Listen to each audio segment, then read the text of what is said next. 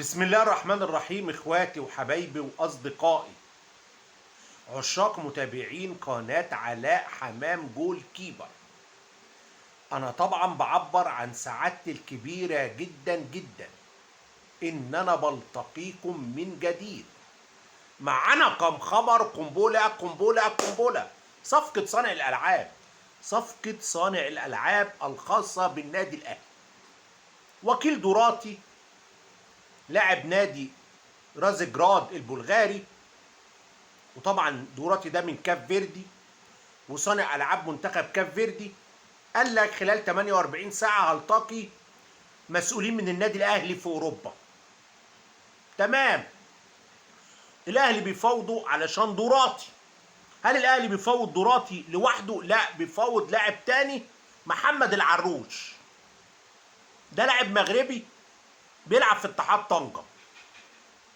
العروش قدم طلب لناديه، طالبهم ان هم يوافقوا على عرض النادي الاهلي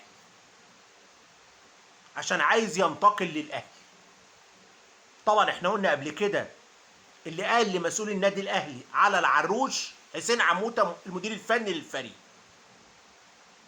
يعني كده الاهلي بيفوض اتنين هيجيب منهم واحد، دوراتي بتاع كاب فيردي والعروش بتاع المغرب. العروش عايز نادي اتحاد طنجة يوافق على عرض الاهلي.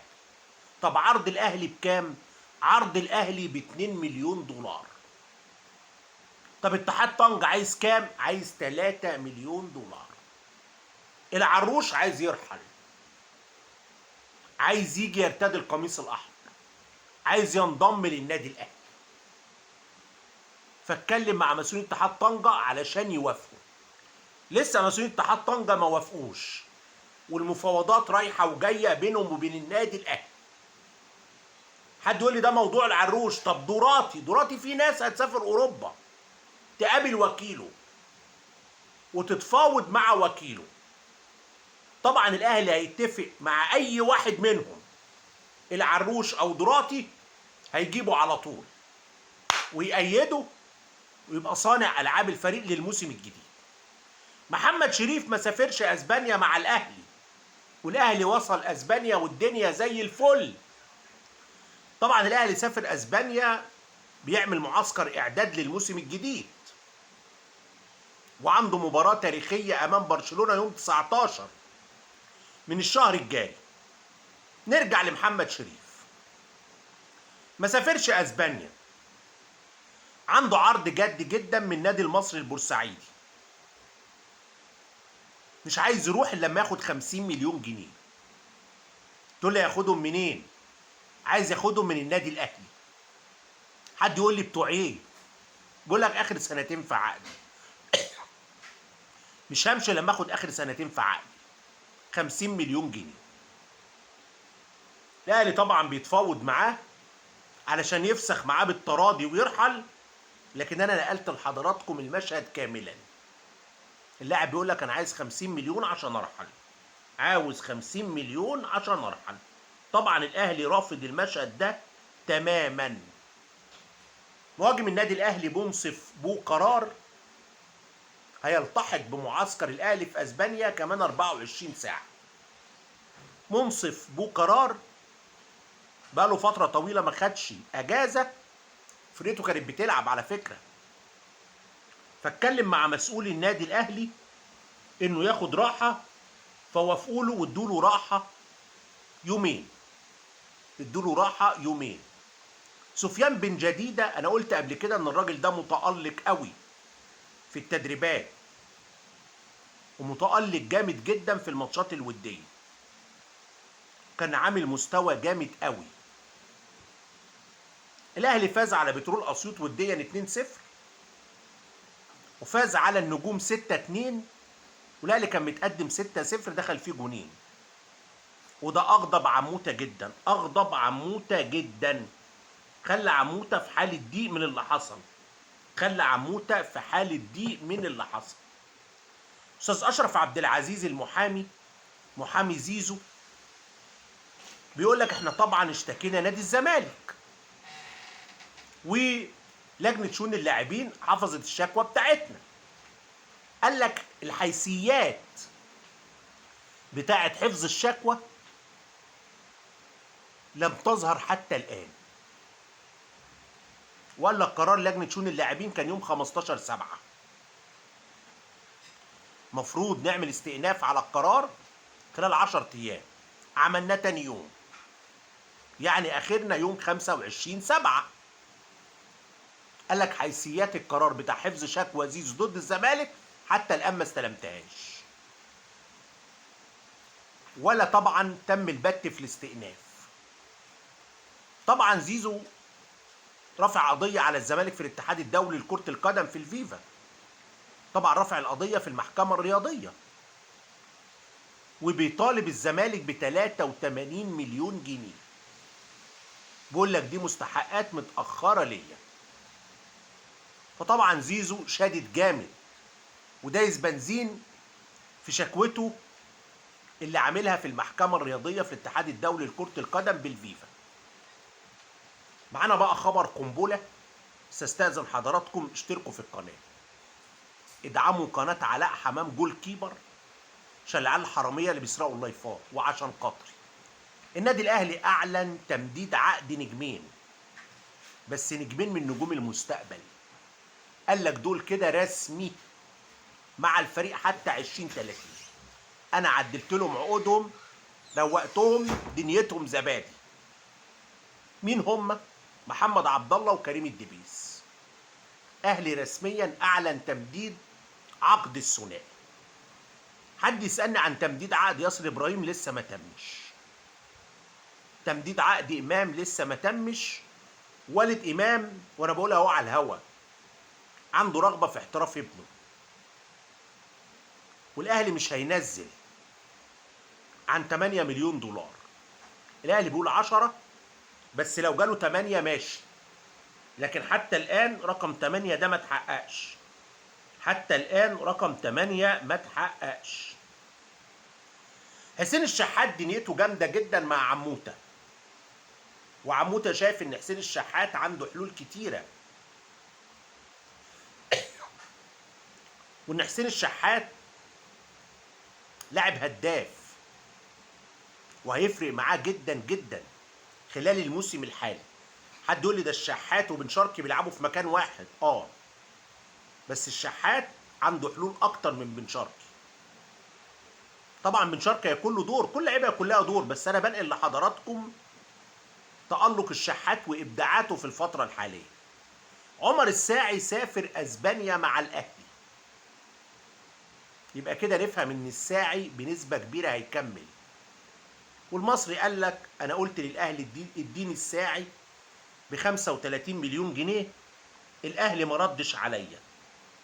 ده معناها ان خلاص الساعي مع الاهلي، والساعي لاعب جيد ولاعب كويس جدا في وسط الملعب. برضه كريم فؤاد مع الاهلي، وعموته شايف انه لعيب كويس وبرضه هيبقى له دور جيد جدا مع الفريق خلال الفترة المقبلة.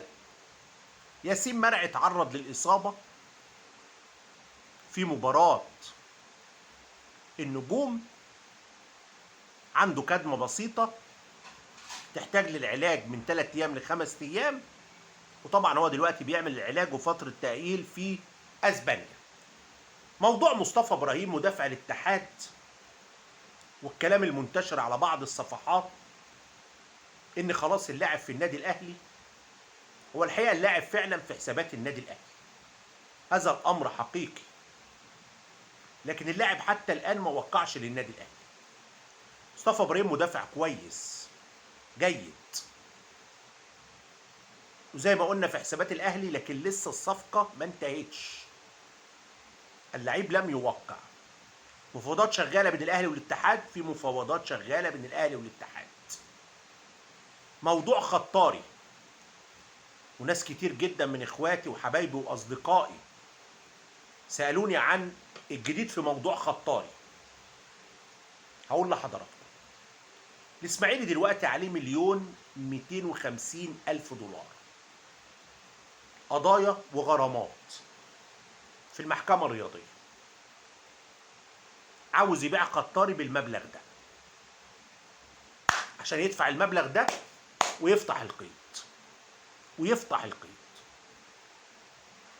الحقيقه الاهلي شايف ان المبلغ كبير قوي، لان كده احنا داخلين في حوالي يعني 70 مليون جنيه او 65 مليون. برضه بيراميدز اللي كان متحمس قوي في الاول هدي على نفسه. فالاسماعيلي مش عايز يتنازل عن خطاري باقل من الرقم ده، لان زي ما قلنا ياخد الفلوس بتاعت خطاري، يدفع الغرامات اللي عليه، يقفل القضايا، يفتح القيد. فالاهلي مش عايز يدفع 65 او 70 مليون في اللاعب، او اقصد 70 او 65 مليون في اللاعب. فده اللي معطل موضوع خطاري. تقول لي طب الاسماعيلي بيعمل ايه دلوقتي؟ بيسعى لتسويقه خليجيا. لان زي ما قلت لحضراتكم هدف الاسماعيلي يجيب المبلغ ده يحطه مكان الغرامات ويحل مشكلته. اللاعب في حسابات النادي الاهلي، طبعا اللاعب في حسابات النادي الاهلي.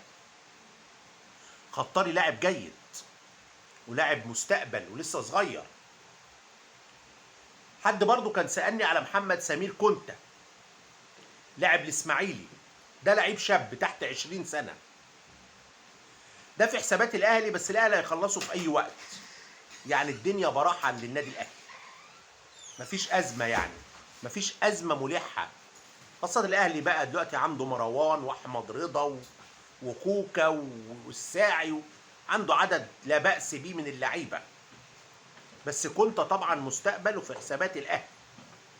في حسابات النادي الاهلي. موضوع حسام عبد المجيد، والاستاذ احمد خليفه بيسالني على عبد المجيد، انا اتكلمت في موضوع عبد المجيد. ويا استاذ احمد خليفه افتكر كلامي ده، عبد المجيد سيرتدي القميص الاحمر في يناير حسام عبد المجيد في النادي الاهلي. تمام. موضوع منتهي. هرجع تاني لاخبار النادي الاهلي، بس اتكلم عن بيزيرة عمل بيان ضد نادي الزمالك او ضد الاداره. وبيزيرة ده يعني بتاع همبقه، قعد يبوس التيشيرت بتاع الزمالك ويجري على الجماهير ويعيط وينط على المدرجات، واخواتي وحبايبي واصدقائي جماهير الزمالك العظيمه. فاداك ايحاء كده على راي الكابتن حسن شحاته لما قال لك لا انت بتاع حركات، اداك ايحاء كده انه من مواليد 100 عقبه. بيزيرة عمل بيان ضد الاداره، بس خلال البيان اللي عمله ما قالش فيه انه ليه جنيه، وده يؤكد كلام العبد لله نمبر 1 نجم الكوكب. انا قلت لكم بيزيرة ملوش جنيه، ملوش دولار. استاذ راغب بيقول لي جنيه ايه؟ ده راجل اجنبي بالدولار. ملوش دولار، ملوش سنت عند الزمالك. الزمالك طلع ذكي، مديله فلوسه كلها. فعمل بيان قال لك ادوني وعد وخلوا بيا، ادوني وعود وما حققوهاش، وانا وبابا وثقنا فيهم، انا وبابا. ايه اللي حصل؟ طب انت وبابا ايه اللي حصل لك انت وبابا؟ قال لك قالوا لي لو جالك عرض هتمشي، وانا جالي عروض كتيره، وبابا قال لي امشي. قلت له لا يا بابا نكمل. قال لي خلاص كمل يا حبيبي. قال لك كملت وما رضيتش اسيب الزمالك قبل الدوري ما يخلص. طب هتسيب الزمالك قبل الدوري ما يخلص تروح فين؟ بس كان احنا مخلصين الدوري في شهر مايو، العالم كله خلص معانا، كمان احنا كان في كاس عالم ما كانش في حد بيلعب خالص. فسؤال للكابتن بيزيرة وبرضه سؤال لبابا، ما هو بيزيرة وبابا مع بعض، انت بتقول انا ما رضيتش اسيب الزمالك، هتروح فين؟ فقال لك انا جات لي عروض كتيره وما مشيتش، وقالوا لي انا وبابا لما يجي لك عرض هنسيبك تمشي. طب العرض مش عاجبهم، هم حرين. كمان يا كابتن بيزيرة بتاع يا كابتن بيزيرة، وانت حد كان يا ابني يعرفك؟ ده انت طلعت في تلفزيون البرازيل، ده انت ناس سألت عليك انشيلوتي في ماتش مصر والبرازيل الودي في امريكا. صحفيين المصريين سالوا انشيلوتي عليك، قالوا له في لعيب اسمه بيزيرة بيلعب في الزمالك كويس. قال لهم انا باخد اللعيبه اللي بتنافس في مستويات عاليه، يعني راجل سمع اسمك، انت ما كنتش تحلم بالموضوع ده خالص، ما كنتش تحلم خالص، لا انت ولا بابا ان انت اسمك اصلا يتقال لمدرب منتخب البرازيل خالص. فانت بتتكلم في ايه؟ انت اتشهرت شهره ما بعدها شهره. كانش في اتنين في منطقتكم في البرازيل يعرف عنك حاجه. والاستاذه هندي بتقول لي البرازيل فيها منطقه زي المعادي. المعادي بتاعت البرازيل ما كانش حد يسمع عنها، ولا المعادي بتاعت مصر، خلي بالك بقى عشان تبقى عارف يعني. وصل الاستاذه هند، انا هم المعادي ما كنتش اسمع عنك قبل ما تيجي الزمالك. المهم الزمالك بقى اتخنق منه، راح عامل له بيان، قال له بص بقى يا ابني مش هنبيعك، مش هنبيعك، رخامه رخامه، مش هنبيعك، واحنا ما قلنالكش هنبيعك، لا انت ولا بابا، لا انت ولا بابا. طيب هل بزيرة جاي له عرض؟ جاي له عرض من شباب الاهلي. اسمعوا بقى الحقيقه، الحقيقه المره. بزيرة معروض عليه رقم خيالي كراتب شخصي. طب بزيرة بياخد كام من الزمالك؟ 800,000 دولار في الموسم، يزيد كل موسم 50,000 دولار، يعني الموسم الجاي يتشبرق كده ب 850. طيب شباب الاهلي عرض عليه كام؟ يمضي 3 مواسم، موسم اول 1,500,000 دولار، موسم تاني 1,600,000 دولار، موسم تالت 1,700,000 دولار، اضعاف اللي بياخده في الزمالك. طب شباب الاهلي عايز يدي الزمالك كام؟ 3 مليون دولار. الزمالك قال لك لا، 6 ماشي، مفيش 6 مفيش بيع. ده الكلام ده كمان قبل دلوقتي ما يقول لك مفيش بيع خالص. استاذ نادر بيقول لك طب الزمالك ما قالش لبزيرة بلغ بابا؟ لا قال له بلغ بابا. حلوه حلوه يا استاذ. استاذ نادر بيقول لك طب الزمالك لما قال لك مفيش بيع قال لي بزيرة يبلغ بابا ولا بابا مش معانا؟ لا قال له بلغ بابا. فبزيرة بلغ بابا، قال له يا بابا، قال له مفيش بيع يا بابا، مفيش بيع. بلغ بابا، بزيرة بلغ بابا. فالزمالك قال لك مفيش بيع، وقبل ما يقول مفيش بيع قال لك مفيش حاجه اسمها ب 3 مليون دولار. فادي قصه بزيرة. ما جاش الزمالك هيشتكيه ويوقفه، ملوش اي فلوس خالص. هو الراجل بنفسه عمل بيان ما جابش سيره ان ليه سنت واحد عند الزمالك. ده موضوع اخونا بزيرة. نجمنا هيثم حسن، منافسه جامده قوي بين سيلتيك ومارسيليا.